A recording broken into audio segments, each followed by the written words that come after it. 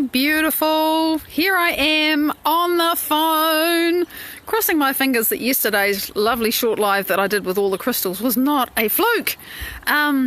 But a factory reset is a really good thing. And look, the cherry trees in the background. So I'm just going to go and show you the flowers because beautiful here. There's the poster shot with the cherry and that dangling bundle of them. It's just beautiful. Hello everybody, I can see you jumping on. And the magnolia and the I always want to call them ceanothus, but the cineraria. They're just gorgeous. It's so very, very beautiful here today. So just going to take in the cherry fabulousness. Got no comments, but I know you're all saying hello. Have you with us? This is beautiful. And look, we had some strong winds. Indira, hello. And the beauty about the strong winds is they blow some of the flowers down. Now you can see them close up. Look at that. Hey, Heather, woohoo! We had an amazing time in the Heartfield. Oh my God. I just can't imagine how amazing that was. Place for creation, place for manifestation. It was awesome. So, flowers on the ground, flowers above. Come on, camera. There you go. It's just too beautiful not to savour it. And the phone is working fine, so yay! And actually, you know, the light's pretty good. So, here we are. And I got to show you the buttercups because they're getting my attention. They're so very bright. Look at these. And look at the beautiful foliage. But I got to get you a close-up of this. Try and get it sharp. There you go. We don't normally really look at them. It's considered a weed, but it's the same family as the Japanese anemone. Same family. There it is. You can see the resemblance in the flower. Isn't it? It's just a bigger buttercup. Same as strawberries and raspberries and all kinds of wonderful things that are in the ranunculus family. And there you go. The light's better now. It's later in the day. So cherry, cherry, cherry. It's just gorgeous and we have to savour it because it doesn't last forever. But oh my God, there is nothing missing. Just gotta love on this. Gaia is beautiful. Gaia is extraordinary. There's nothing missing really, you know. Let's just stand here and look at the cherry for 20 minutes. All right. And the magnolia. So I'm going to walk up and down here because this is my favourite pacing spot. So I want to talk today about the situation. We've all had it. And if you haven't had it, fantastic. That's wonderful. The situation where you just can't get a difficult person out of your life. And even if you get the difficult person out of your life, somebody else that's the same seems to just show up pretty quick and start doing the same stuff that they were doing. It's like, how does this keep happening? And you're banging your head against your own brick wall trying to work out what is the problem? Why does this persist? Why are these difficult relationships, you know, and you've walked away from the people, right? You've given up. You've let go. Maybe it's a family member, maybe it's an ex, maybe it's even a child or a sibling, and you've let go and you've walked away, but it's still like they're taking up real estate inside your head and your heart, and you find yourself replaying the old thoughts and the patterns and the, you know what I'm talking about. You think of the person and immediately your brain goes off into replaying all the bad conversations that you've had for the last 10 years with them. It's like, why can I not stop this? And I'm responding to a really heartfelt and deep question that one of you asked yesterday. And a lot of beautiful topics in there which we'll be exploring, but this is the one that I wanted to pick on today. Is just, you know, how is it that I can't get this person out of my emotional space? And you try and you try and you try and you try and you disconnect, you cut cords, you do all the stuff, and still you just, you know, you do everything you know consciously to do, and still they're still taking up massive amounts of real estate in your head. So I was thinking, well, how does that happen? You know, you've got the stories and the history with them, and you go places and you remember the history. It's all there. It's all around you. There's all those environmental triggers about the history you've had with that person and the difficult experiences you've had with them. And some of them were probably traumatic. Maybe lots of them were traumatic. It's just, there's so much to remind you of that person and how difficult it was. And it colours who you are as a person. It's become part of your identity, and it colours the way you relate to other people, because you can't get that thing, that whatever it is, out of your head. So thinking about that neurologically, because you know I love to unpack these things in terms of stuff that actually happens inside our skulls, and I know this is how it works because I've studied, I've done the learning, I'm still learning, I'm reading neuroscience, the way that Joe Dispenza presents it, and oh my God, it's just it. So every time you had an experience with that person, and remember, the more strongly charged it is emotionally, the more powerfully you remember things because of all the chemistry that goes on with it, you make a synaptic connection in your brain. And those synaptic connections, they fire up when you remember things, they fire up when you have experiences, they get stronger and stronger. The chemistry that goes with them is stronger, and the chemistry is the emotion. I'm being a really short version here today about this. But also, that's what happens physiologically. The brain fires, we have chemistry, you have an experience, you have an emotion. You remember it, the brain fires, you have the chemistry. It's the same as if you're doing it again. We all know what this is like. Oh my God, I was just back there. It was 35 years ago and it's still like it's today. That's because the synaptic connections fire and the chemistry pours, and as far as the body's concerned, it's now. So there's a clue there. You got to stop having those synapses firing, and you got to stop having the chemistry pouring. But here's the thing. When you have those synapses firing and you have the chemistry pouring, your body emits a particular electromagnetic signature. And, you know, you've all had the experience of walking into a room where you felt like you could cut the air with a knife because there was so much tension in there because everyone was, ah! Or where there's a lot of sadness because it's a funeral. Or where everyone's happy. You just walk in and you feel the vibe. And it's a real thing. It can be measured.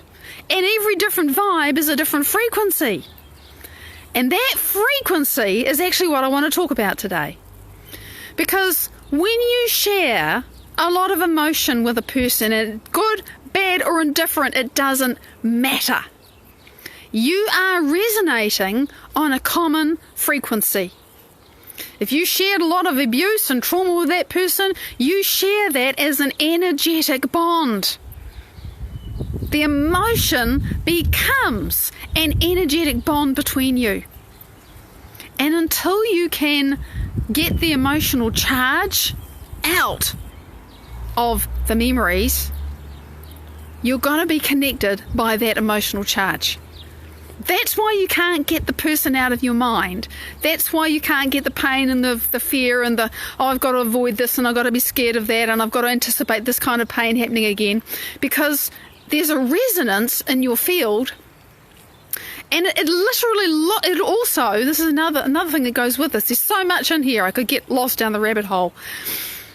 People in their destructive and dysfunctional patterns, if you've been part of that situation, you know, like you've grown up in an abusive family, right? Typical situation here.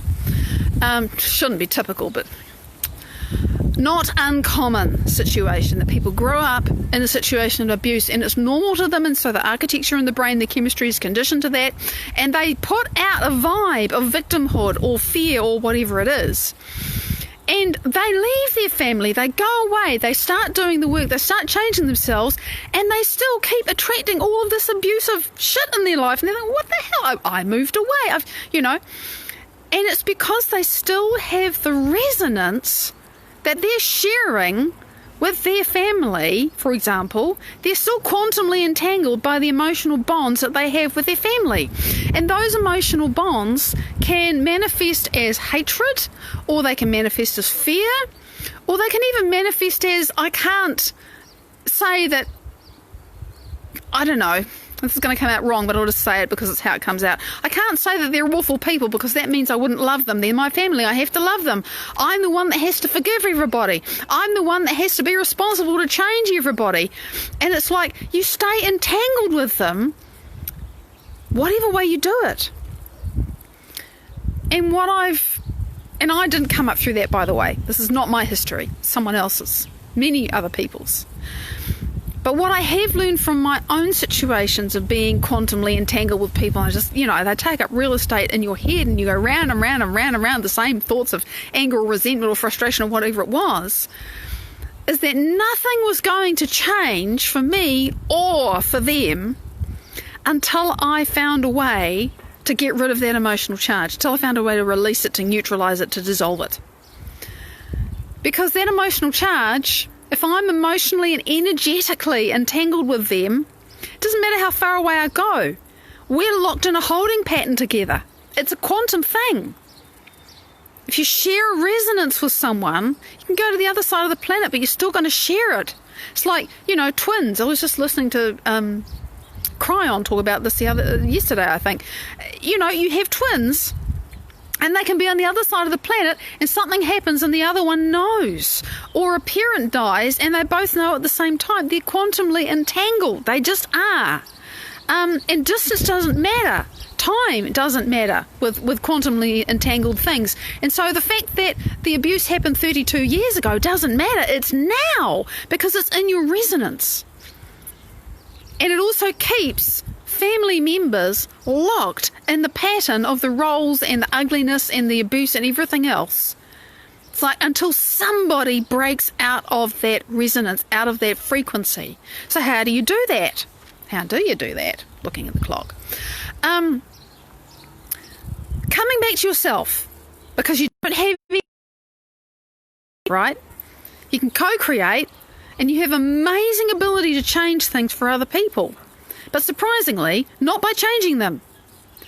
Coming back to you, this neural architecture that you've created and the chemistry that pours from it is your point of leverage, if you like. Because you are accustomed to thinking and feeling and behaving about those people who may now be on the other side of the world or across the city or whatever in certain ways, and you've been doing it for a long time. And you've done the best you can. I'm not beating up on you. I can't imagine what some of you have come through. But the way of thinking and feeling about those people is literally what's binding you to them, and it's also actually binding them in their unconsciousness. They've got no ability to create change because they're perfectly happy being the toxic, nasty people they are. They're not open to change. But what's astonishing is that when we change ourselves and we manage to properly, energetically and emotionally and neurologically extract ourselves from that entanglement, what quite often happens is that they change too. And, they never do any self-development work. They don't meditate. They don't do nothing. But somehow it changes. And it's because you've broken the quantum entanglement that was locking them in place because you were so powerful as a manifester that when you hold that resonance and say, I'm still inhabiting this, I'm still feeling this, I'm still thinking this, I'm still broadcasting this signal to the universe, they get it and they can't move because they're not nearly as powerful as you are because they're not woke up. So how do you change it? Coming back to the point, I had to explain that. The thinking and the feeling is actually where it happens. Because remember, when you think the thought, you create an electrical thing, and there's an electrical signal that goes out from your brain, which is all it takes from the universe to say, okay, this is where your focus is. I have to give you more of this. But the other part of it is what you're feeling. And if the thought is, I'm so resentful that I was abused for the last 12 years, and you're feeling that resentment, that is the elevated emotion. Resentment's an elevated emotion. It's powerful. It is the magnetic charge, because the heart, the body, produces an electromagnetic field. Electromagnetic. That's how it happens. And that the universe has to respond to. So if you're thinking that resentful, sad, victimful thought or whatever it is, well then you're sending that broadcast and you are drawing more of that to you. That is quantumly how it works. So,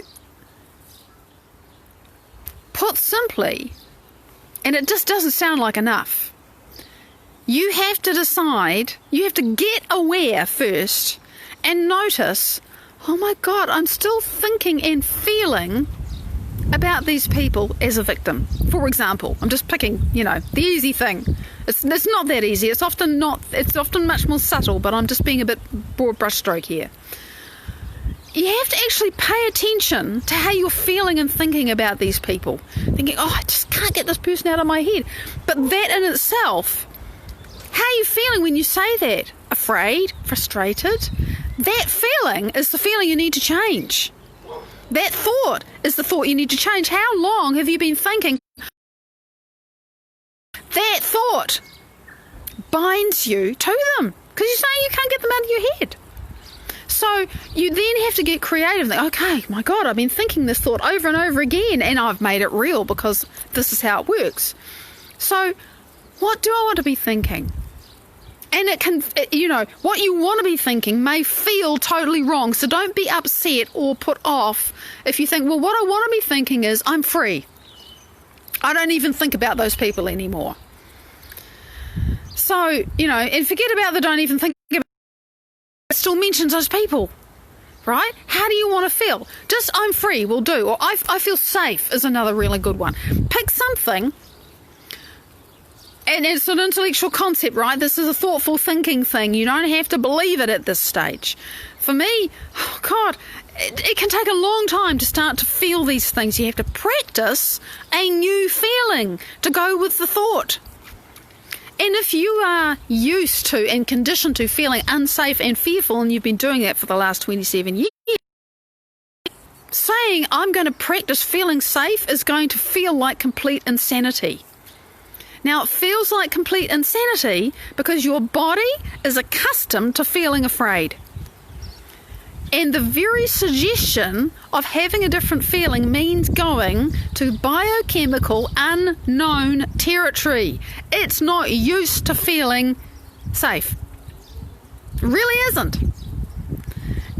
And it likes it when it gets there, but it's used to the idea that to feel safe, to feel that good thing, the things in my environment need to be different.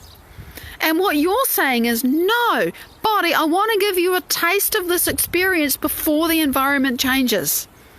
And that goes right against everything that we're used to believing is true. No, I have to get into a nice place where there's cherry blossom and nobody's being horrible to me before I can feel safe. Actually, that's not true. It isn't true.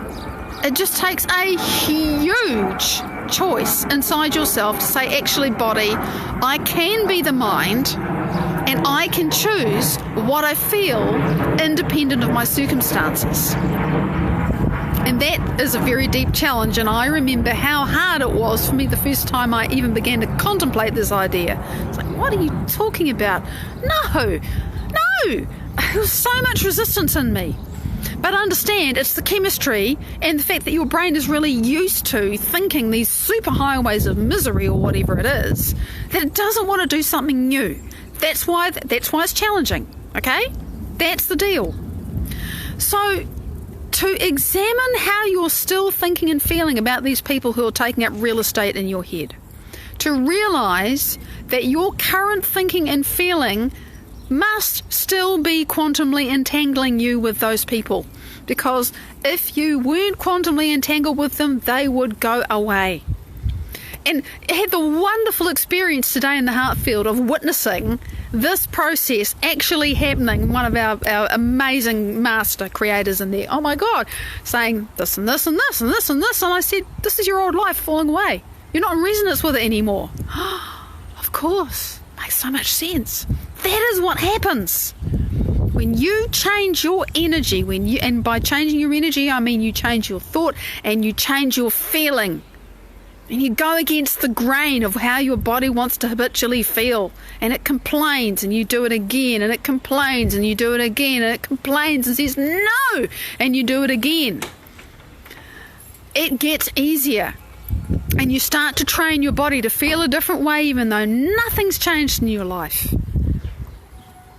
And it's amazing what you can do. And your life will change. It really will. But you've got to change yourself from the inside. It's a great challenge because it feels all wrong until it starts to feel all right. And then your life falls apart, and you realise, if you don't freak out, you realise, oh great, my old life is falling away because I'm creating a new one. And again, you're in the unknown. It's really a time to realise that you're going into the unknown. It's going to feel strange sometimes, maybe a lot of the time. It's okay. You start to relax with it after a while. So that's what I wanted to share. I hope I covered enough of it. It's difficult. There's so much in this. The fundamental concept is that if something is still in your life, somehow you are still quantumly entangled with it. So look at how you think and feel about it and change that. Consciously think, how do I want to be thinking about this situation? And consciously decide, how do I want to be feeling about this situation? And practice it. Make it a habit. Make it until it's easy. And it's going to take you some time. If you've been doing the other thing for a while, you're going to have to practice this for a while to get good at it. And it's so worth the effort. I cannot tell you how worth the effort it is to do this. I can only say that when your life changes, you just look back and say, oh my God, it was so worth it. So worth it. And it is. So, thanks for sharing my garden ramble. I got to show you this again. It's so beautiful. Not to show you this again. And yay, my phone is truly fixed. It's so cool. I don't need to get another one. I like this phone. It's got a lot of good associations for me because, well, I get to be with you on this phone.